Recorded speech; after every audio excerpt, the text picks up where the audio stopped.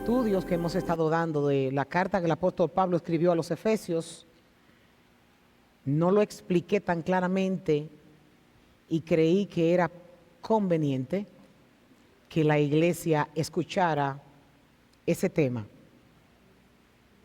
Una de las preguntas que es posible que usted se haga o que ha escuchado mucho que se hacen es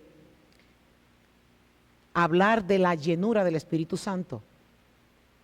Un tema importante y que nosotros como creyentes debemos de conocer.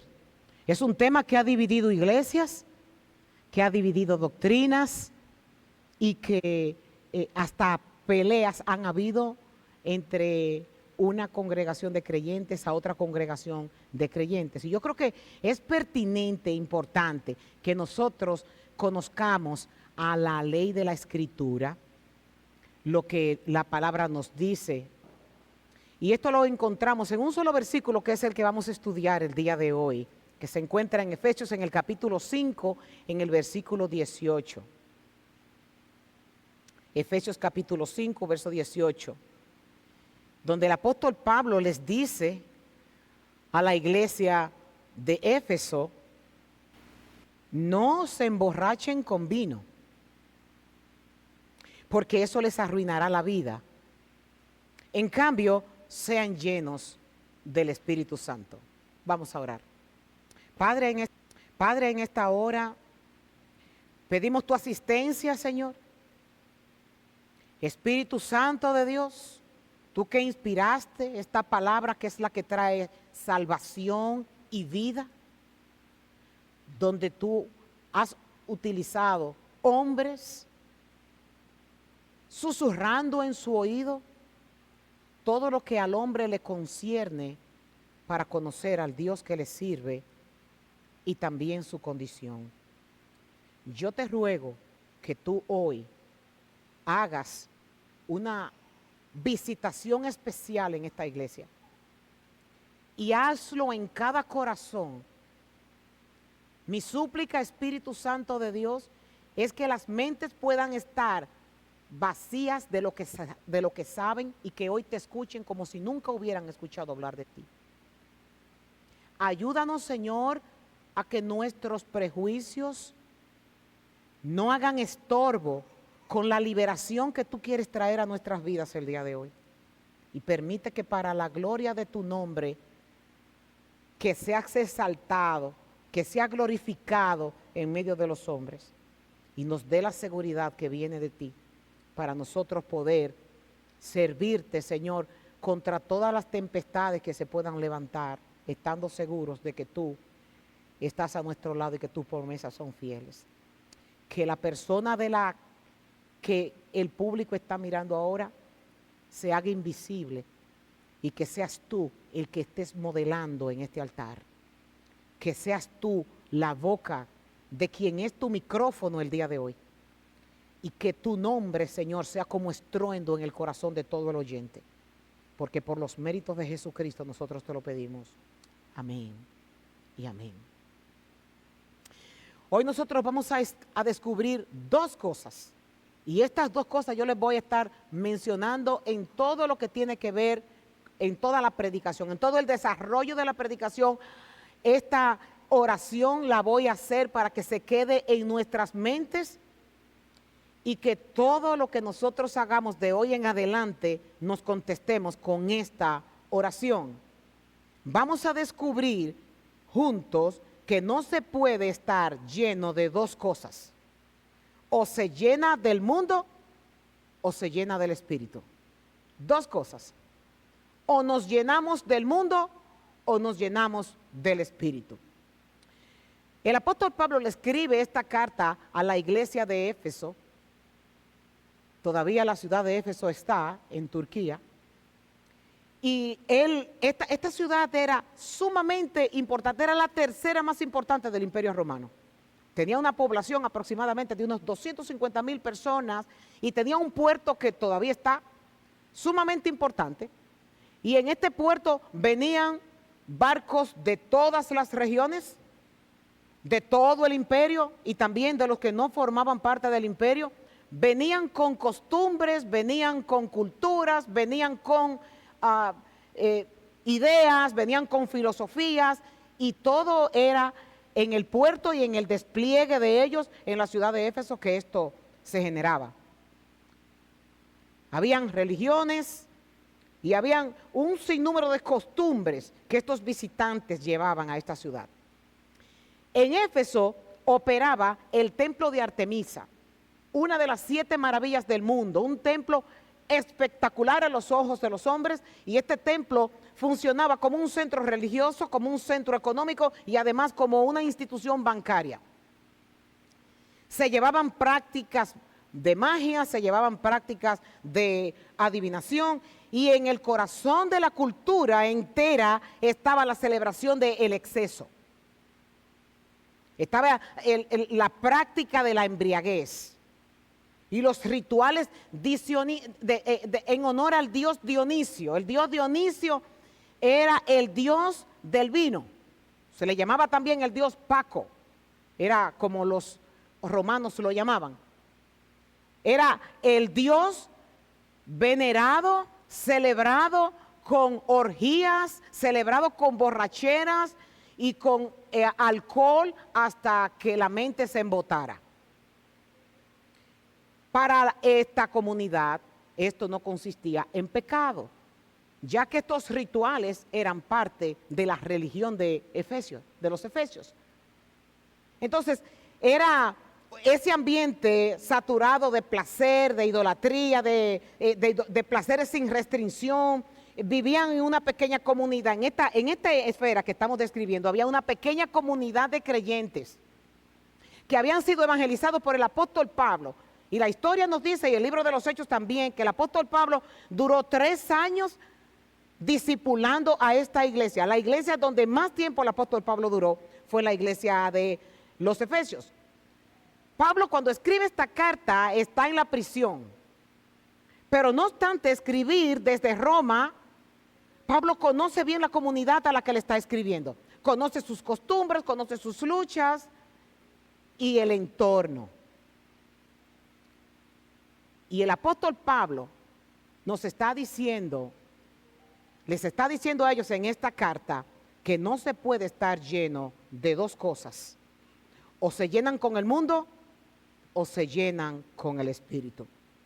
Y él dice, y cito a la Reina Valera, no se emborrachen con vino en el cual hay disolución. Y la palabra que Pablo está diciendo aquí, la palabra disolución, se las voy a describir como dice el diccionario, para que podamos entrar un poquito en la mentalidad del apóstol cuando Pablo le está escribiendo a ellos. Disolución, el significado es despilfarro, libertinaje, y es la misma palabra que Lucas utiliza cuando está describiendo la conducta del hijo pródigo. E incluso cuando nosotros escuchamos el hermano del hijo pródigo que está criticando a su hermano que regresa, le dice, derrochó todo tu dinero con prostitutas. Es exactamente la misma palabra que viene de ser disolución. Una vida sin orden, una vida sin rumbo, una vida sin cuestionamientos internos, la imagen de algo que se deshace, que se fragmenta, que se pierde y que pierde la forma del propósito. Eso es exactamente lo que sucede cuando un creyente elige llenarse de las cosas del mundo en lugar de las cosas del Espíritu. Embriagarse. El apóstol utiliza estos términos para que ellos puedan entender la conducta de uno que está lleno del Espíritu y la conducta de uno que está lleno de la carne. La embriaguez, cuando el apóstol lo describe aquí, está hablando de alguien que pierde el sentido. Yo no voy a preguntar aquí cuándo de aquí ha estado borracho alguna vez, pero el que ha tomado y ha tomado hasta voltear el codo, yo asumo que entiende lo que es estar borracho. La embriaguez es una alternativa que el ser humano utiliza para buscar placer. Se utiliza como refugio. La embriaguez se utiliza como lugar en donde buscar alivio. Alegra el corazón, pero lo alegra por poco tiempo.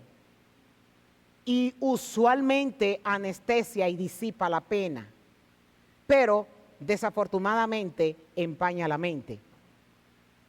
Después del efecto, vuelve a sentirse derrotado, vuelve a sentirse vacío. Y es una sensación que es insaciable. Nunca se llena. Siempre se está buscando para poder llenar esos vacíos que hay. El caso, de una manera clara para poder nosotros aterrizar en esto, se busca lo que es efímero, lo que no es real, lo que es como el viento, para tratar de llenar vacíos que embriaguen al ser humano. 2500 años después que el apóstol le envió esta carta a los efesios, el ser humano sigue igual que los efesios. Esta generación en la que nosotros estamos viviendo, la cual somos todos partícipes, nos llenamos o buscamos embriagarse con el sexo, embriagarse con el dinero, embriagarse con la ropa, embriagarse con la belleza, embriagarse con drogas, embriagarse con los medios sociales, embriagarse con búsqueda del triunfo, embriagarse con la prosperidad y embriagarse con todo lo que el hombre siente que le va a llenar de placer o lo va a llenar de alegría. Pero siempre estarán vacíos. El apóstol Pablo les dice: tengan cuidado de cómo viven. No vivan como necios, sino como sabios. Saquen el mayor provecho de cada oportunidad en estos días malos y no actúen sin pensar. Más bien, procuren entender lo que el Señor quiere que hagan. Entonces, después que le dice esto a ellos, le dice: sean llenos del Espíritu Santo. Y que conste que esto de ser lleno del Espíritu Santo no es para un grupo selecto. En el capítulo 1, en el versículo 13, él dice claramente que cuando usted creyó en Cristo, Dios lo identificó como suyo al darle el Espíritu Santo. Eso significa que toda persona que ha creído en el sacrificio de Jesucristo inmediatamente es sellado con el Espíritu Santo. En el versículo 14, hablando del mismo tema, él dice que el Espíritu es la garantía, que el Espíritu son las arras, en este caso, el anillo de compromiso entre Dios y el creyente. Y no un anillo como le da un mortal a otro mortal, que puede que después que se lo dé o se arrepiente o se lo quita o que se deshizo o que uno partió. El anillo que Dios da de compromiso es un anillo que no sale nunca del dedo. Y el apóstol sigue diciéndole a ellos: nosotros es un anillo, son las arras de nuestra herencia que tenemos de parte de Dios, de que nos dará la herencia que nos prometió y de que nos ha comprado para que seamos su pueblo. Dios hizo todo esto para que nosotros le diéramos gloria y alabanza. Ahora, estamos hablando de la llenura del Espíritu Santo, no nos perdamos. Y la pregunta es: ¿a qué y por qué vino el Espíritu Santo? ¿Y cuál es la función? En Juan, en el capítulo 14, en el versículo del 16 al 18, el Señor Jesucristo nos dice por qué tenía que venir y a qué venía. Y Él dice, el Señor Jesús: yo le voy a pedir al Padre y Él les dará otro abogado defensor, Reina Valera dice, y le mandará un consolador, y que estará con ustedes siempre. La palabra consolador o abogado defensor, en la etimología de esa palabra, lo que significa es alguien que está pegado de ti todo el tiempo y no se despega. Que tú caminas por donde te vayan, los lugares en donde tú te vayas, y eso no se despega de ti. Estará contigo siempre, donde quiera que estés. Y Cristo dice esto: ese abogado defensor estará con ustedes siempre. Me refiero, dice Cristo en el verso 17, al Espíritu Santo, quien guía a la verdad. El mundo no lo puede recibir. Escuchen bien, esto lo recibe solo el creyente. El mundo no lo puede recibir porque no lo busca ni lo reconoce. Pero ustedes sí lo conocen, porque ahora Él vive en ustedes y después estará con ustedes. No los abandonaré como a huérfanos, vendré a ustedes. Pregúntense ustedes ahí mismo. Si Él dice que se va, porque en estos capítulos Él está diciendo a los apóstoles que se va, y que no los va a dejar huérfanos, y que Él vuelve, y que quien viene es el Espíritu Santo, entonces ¿quién mora con nosotros? Cristo está con nosotros a través del Espíritu Santo. Es por eso que en nuestros momentos de sequedad, en nuestros momentos de desesperación, el Señor Jesucristo, lo dice en Apocalipsis también, Él camina en medio nuestro. Y cuando nos manda las misiones nos dice, yo estaré con vosotros todos los días hasta el fin del mundo. Y cuando estamos reunidos en su nombre, Él dice, ahí yo estoy con ustedes. Por todas partes nosotros encontramos que Cristo dice que está con nosotros y aquí nosotros vemos que Él dice que a través del Espíritu Santo Él va a estar con nosotros. Y dice en Juan 16, del 7 al 8, en realidad es mejor para ustedes que me vaya, porque si no me fuera, el abogado defensor no vendría. En cambio, si me voy, ustedes, entonces se lo enviaré a ustedes. Y cuando Él venga, escuche bien cuál es el trabajo del Espíritu Santo. Convencerá al mundo de pecado, convencerá al mundo de justicia y convencerá al mundo de juicio. Tres cosas: de verdad, de justicia y de juicio. Y dice en el versículo 13, 14, señores, traten de tener identidad como cristianos. No se, como dice Santiago, no se dejen llevar por olas. Sean como los de Berea.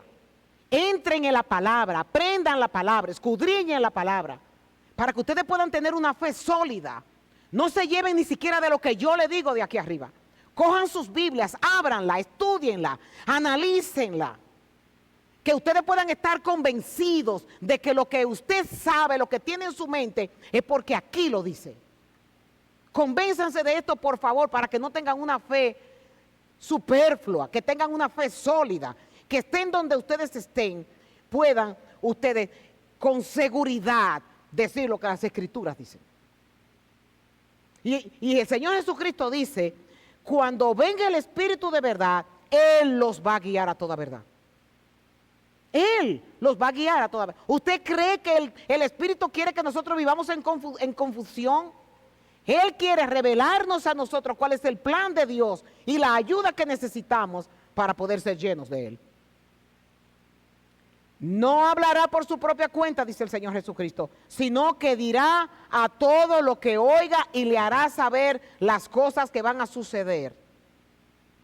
Él mostrará mi gloria porque recibirá de lo que es mío y se lo dará a conocer a ustedes. Hasta aquí nosotros lo que podemos tener de conclusión es que el Espíritu Santo viene al creyente para revelar a Jesucristo, para enseñarnos a Jesucristo, para moldearnos como Cristo, para enviarnos a hacer las cosas como Cristo.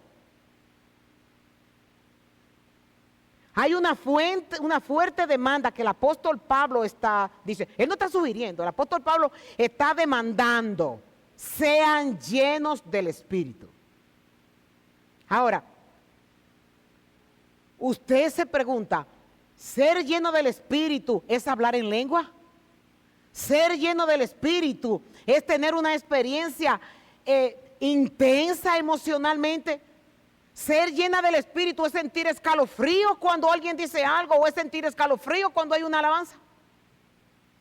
Realmente, el mandato que el apóstol Pablo nos está dando aquí, si aprendemos gramática y si chequeamos los verbos, aquí lo que Pablo está hablando es de un mandato presente continuo. no de un momento. El apóstol Pablo aquí no dice sean llenos una vez, ni tampoco sean llenados del Espíritu en algún momento especial. El apóstol Pablo lo que dice aquí en el original es sean continuamente llenos del Espíritu. Esto cambia absolutamente la perspectiva de lo que nosotros tenemos para referirnos a alguien que está lleno del Espíritu. Esto no ocurre una sola vez. Pablo no está hablando de un evento, sino de un estilo de vida. Y es una decisión que se toma todos los días entre lo que la carne quiere y lo que el Espíritu quiere.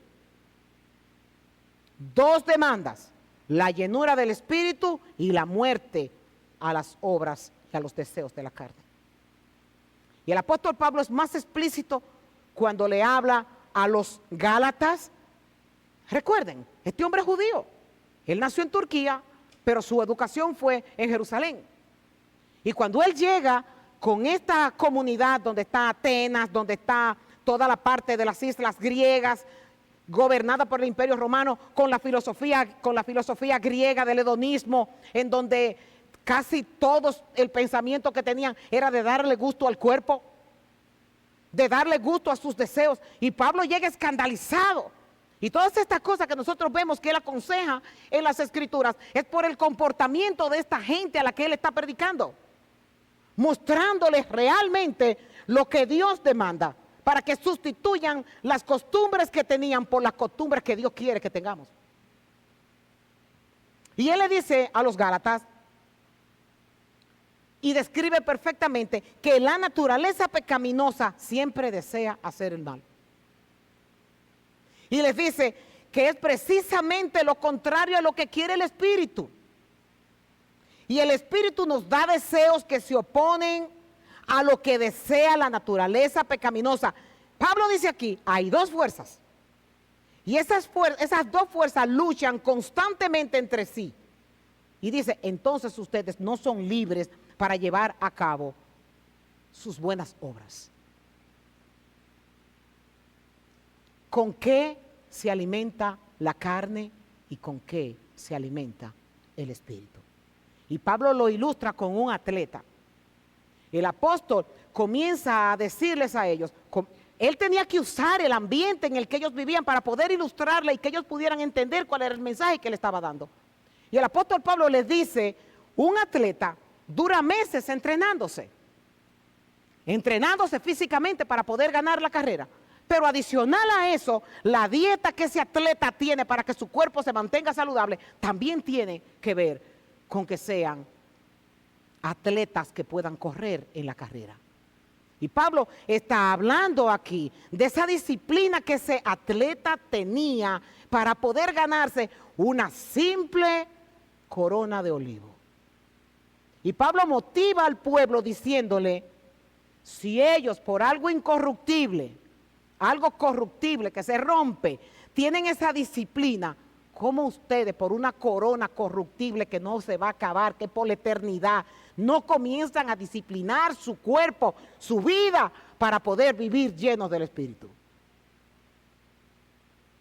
Vamos a hacer un paralelo entre lo que era la comunidad efesia y nuestra comunidad, la que estamos viviendo hoy en día, la que vives tú, la que vivo yo, tú como creyente y yo como creyente.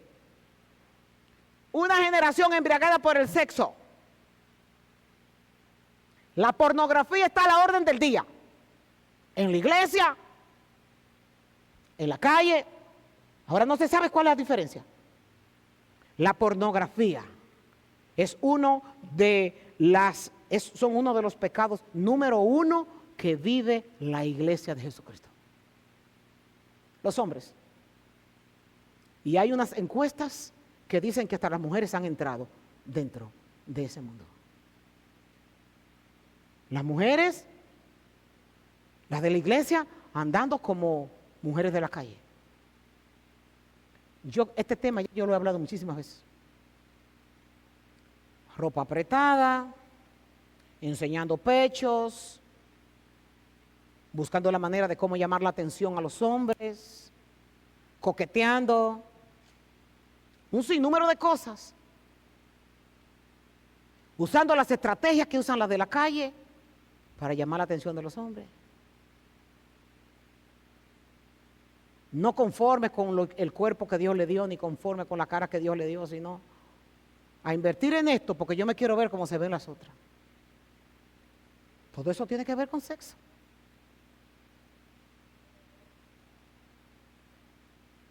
El dinero, el Dios Mamón, ese es el número 1. Entre hombres y mujeres, número 1. Por dinero se deja de ir a la iglesia, por dinero se hace esto, por dinero se hace el otro, por dinero. El dinero esclaviza al hombre y a la mujer también. Lo esclaviza. No lo enseña a tener prioridad. El dinero en la mente del creyente, pues yo no le estoy hablando de los inconversos, yo le estoy hablando de los cristianos. El dinero es la fuente de enemistad, la fuente de... Ese es el gol.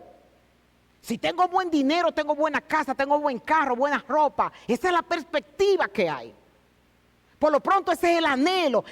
Esa es la manera de la disolución, esa es la manera de embriagarse. Yo no tomo. Usted se embriaga con los deseos del mundo, porque claramente definimos que la disolución es de cómo tú llenar tus placeres en exceso. La ropa, la belleza, las drogas. Estaba viendo 223 millones en el globo terráqueo. Dio un reporte las Naciones Unidas del consumo de drogas. Señores, pero no, la gente en la iglesia fumando marihuana, como que la marihuana, tenemos permiso para hacerlo, porque eso es un tranquilizante, porque eso me ayuda a mantener mis emociones en control. Droga. Llámelo como quiera, droga. Es más, se utilizan hasta las mismas drogas legítimas que recetan los médicos para mantener ese estado en donde se quiere tener placer. Yo no quiero sufrir. No. Yo lo que quiero es estar en un éxtasis todo el tiempo. Prosperidad. Los medios sociales. Esto con los medios sociales. Esto es tremendo. No leen la Biblia. No oran. No se consagran.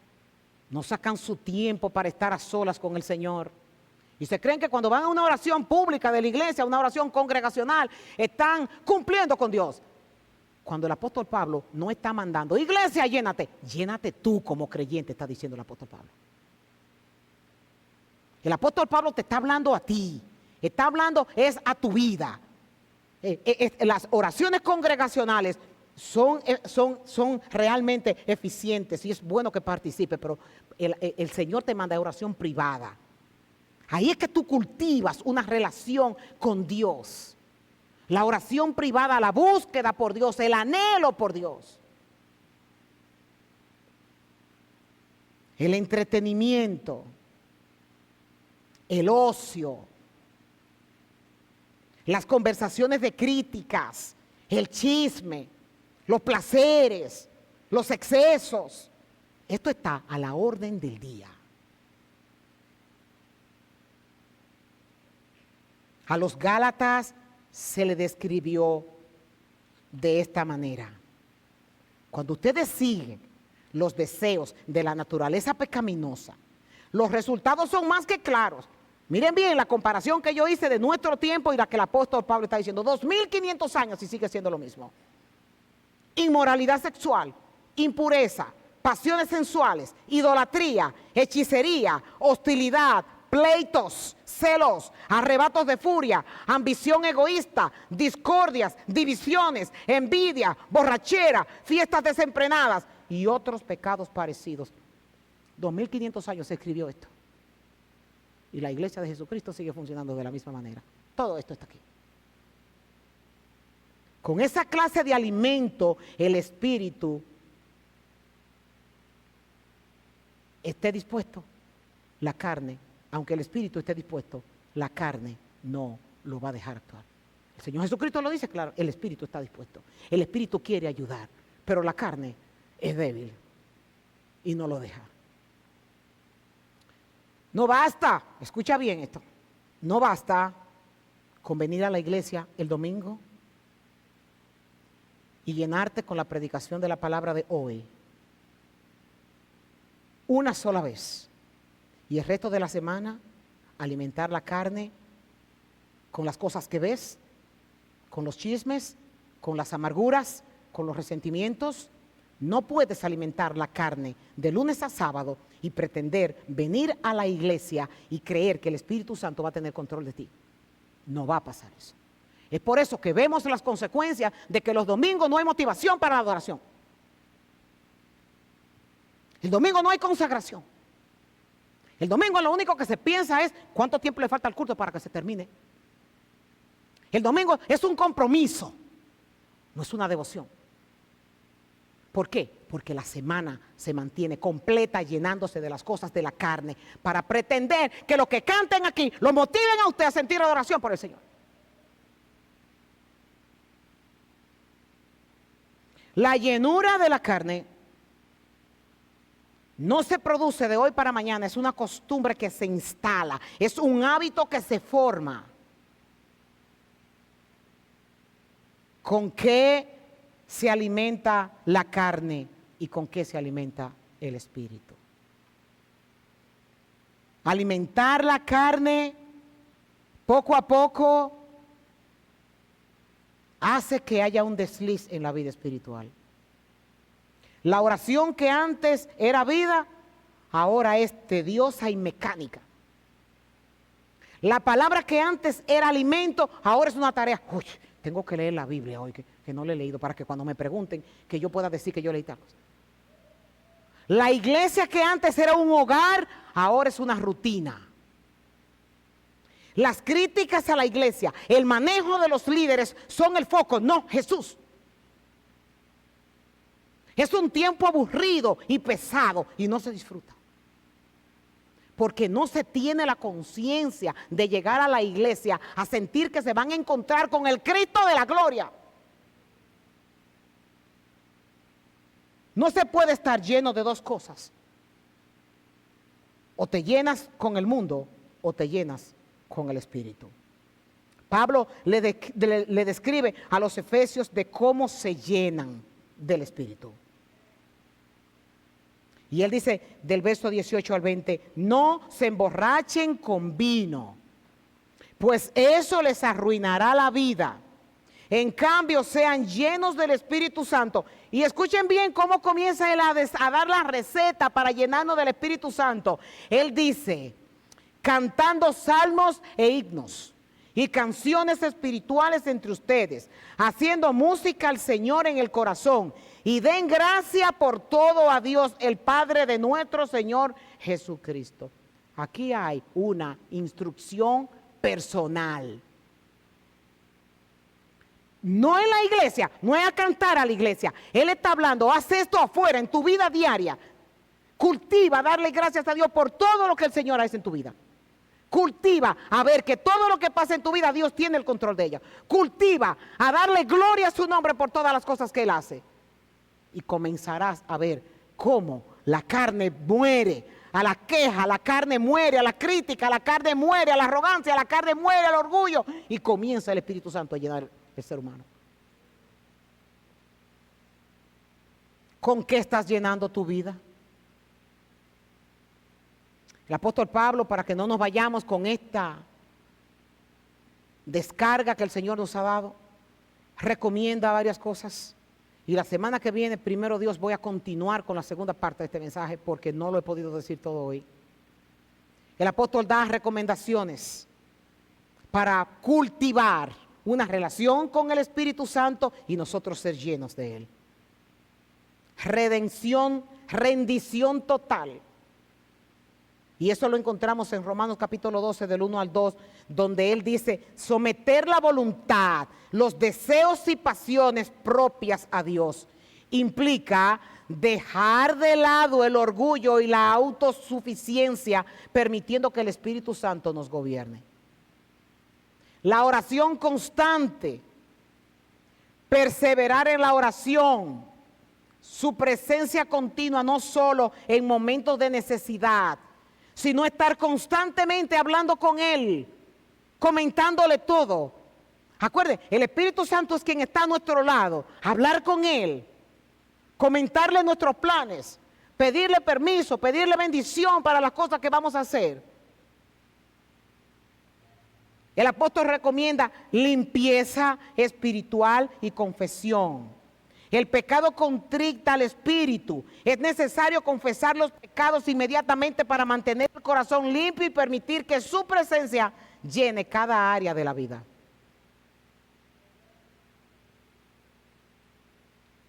Mientras nosotros estemos dándonos la razón de que estamos bien, estamos poniendo el espíritu a un lado. Es una actitud de humildad y de humillación. He pecado contra ti. Te he enfriado. No soy dirigida por ti o no soy dirigido por ti porque yo estoy actuando a mi manera. Y te pido perdón y desde hoy todos mis planes los pongo delante de tu presencia. El estudio y la obediencia de la palabra. Leer implica que la Biblia, la lectura de la Biblia es esencial para el crecimiento. Ser lleno del Espíritu está ligado a ser lleno de la palabra de Dios, lo cual produce fruto espiritual porque conocemos cuál es la voluntad de Dios, agradable y perfecta. Necesitamos cultivar el tener sed por Dios. ¿Sabes lo que es que nosotros nos quedamos en la casa por nada? Porque está lloviendo, porque hace frío, porque está cayendo un poquito de nieve, porque el cuerpo me dice que quédate un ratito más en la cama. Eso no se llama tener sed por Dios. Hay que reconocer la necesidad de su poder y anhelar una relación más profunda con Él. Dame más de ti, Señor, mira, no es suficiente.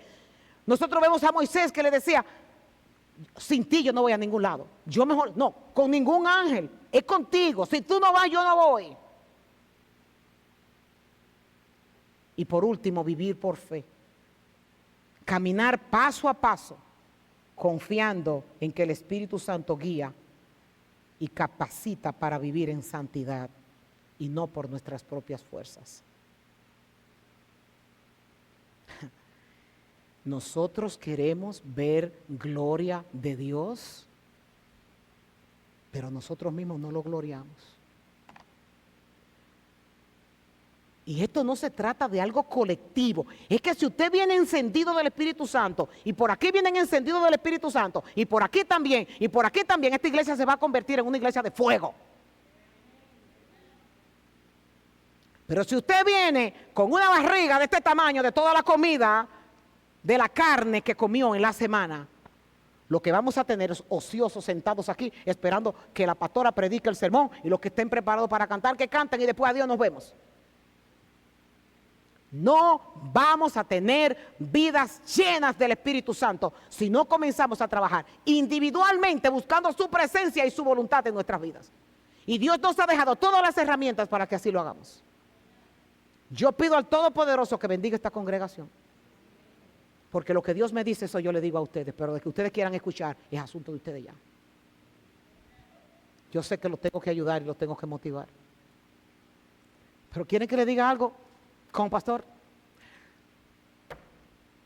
hay momentos que me canso, que ya no sé qué hacer, porque es tanto lo que Dios desde este púlpito dice como Él quiere que le agraden, y cada quien quiere hacer lo que quiere y a su manera.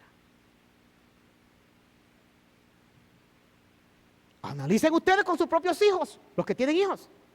Cuando usted le dice una y otra vez, una y otra vez, una y otra vez que hagan las cosas, y los hijos lo siguen haciendo de la manera que ellos quieren, imagínense cómo se siente el padre. No tiene escapatoria. Ya he dado todo, Señor. Ya he hecho todo lo que tengo que hacer. Padre, y tu pueblo no camina. Yo espero que el Espíritu Santo de Dios sea derramado en el corazón de cada uno de los que estén aquí. Y dejemos de tener argumentos para justificar nuestras conductas. Vamos a humillarnos y ponernos delante de la presencia de Dios, pidiendo que nos rompa si nos tiene que romper. Pero que su presencia esté en medio de nosotros, porque si no, no vamos a llegar a ninguna parte.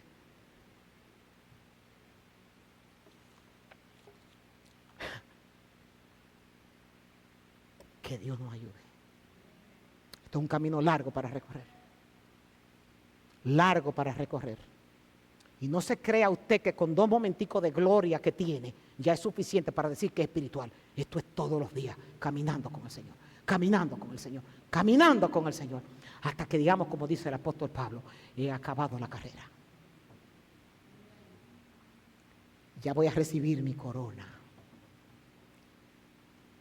Y que ese sea el pensamiento de cada uno de los que aquí estamos. Que Dios nos ayude. Vamos a orar, vamos a ponernos de pie. Espíritu Santo de Dios,